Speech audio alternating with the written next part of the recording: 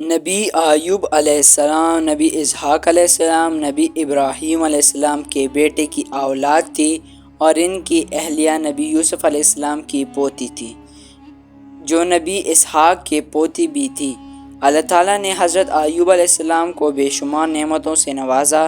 وہ ایک امیر آدمی تھا جس کے پاس بھیڑیاں بہت زیادہ تھیں، اس کے بہت زیادہ بچے تھے اور لوگ اس کی عزت کرتے تھے۔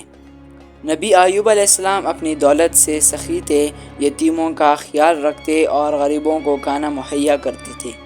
وہ سب اور خاص کر اپنے رشتہ داروں کی ضرورتوں کا خیال رکھا کرتے، جن کے ساتھ وہ ہمیشہ حسن سلوک کرتے۔ اپنی تمام نعمتوں کے لیے نبی ایوب علیہ السلام ہمیشہ اللہ کے شکر ادا کرتے۔ شیطان کو حضرت ایوب علیہ السلام سے بہت حسد ہوا اور اس نے اللہ سے کہا، ایوب علیہ السلام بہت اچھے انسان ہیں اور آپ کی تمام نعمتوں کی وجہ سے آپ کی اطاعت کرتے ہیں۔ اگر آپ مجھے اس کو تکلیف پہنچانے کی اجازت دیں تو وہ آپ کا اتنا فرمانبردار بندہ نہیں ہوگا۔ اللہ نے نبی ایوب علیہ السلام پر بھروسہ کیا اور جانتا تھا کہ وہ کتنے صابر اور وفادار تھے۔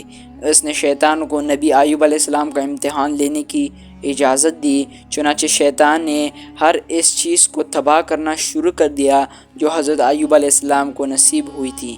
اس کے جانور مر گئے، اس کی زمین تباہ ہو گئی اور اس کے تمام بچے ایک ایک کر کے مر گئے، لیکن اس نے صرف صبر سے کام لیا۔ اس نے بہت صبر کا مظاہرہ کیا اور دعاؤں میں اللہ کی طرف رجوع کیا۔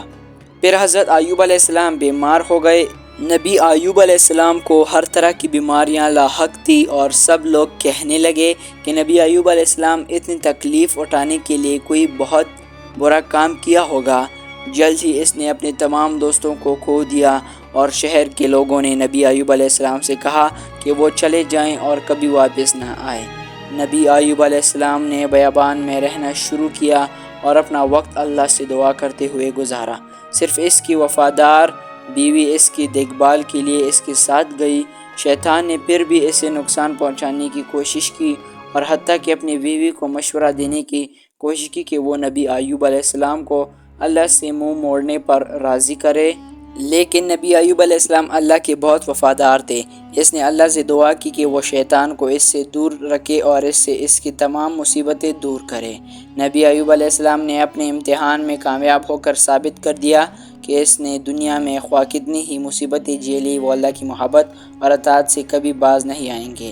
چنانچہ اللہ تعالیٰ نے حضرت ایوب علیہ السلام سے فرمایا کہ اپنا پاؤں زمین پر رکھو اور پانی کی ایک نہر بہہ نکلی۔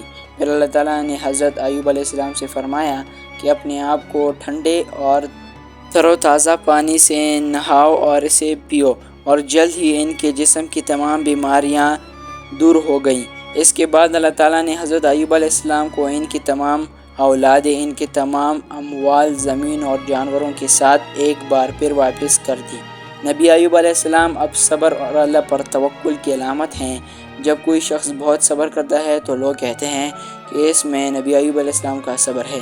نبی ایوب علیہ السلام کی کہانی سے ہم بہت سے سبق سیکھ سکتے ہیں۔ مثال کے طور پر جب ہم کسی شخص کو تکلیف میں دیکھتے ہیں تو ہمیں یہ نہیں سمجھنا چاہیے کہ اس کی وجہ یہ ہے کہ وہ برا ہے یا اس نے کچھ غلط کیا ہے۔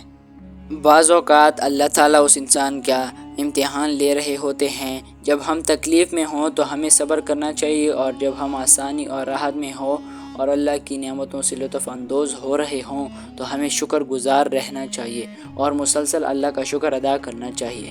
جب اللہ تعالیٰ کسی شخص سے بہت زیادہ محبت کرتے ہیں تو وہ ان سے محبت کرنے والی چیزوں سے کچھ چھین کر اس کا امتحان لیتے ہیں تاکہ وہ اللہ سے بڑھ کر کسی اور سے محبت نہ کرے اور اللہ کے قریب آ جائے۔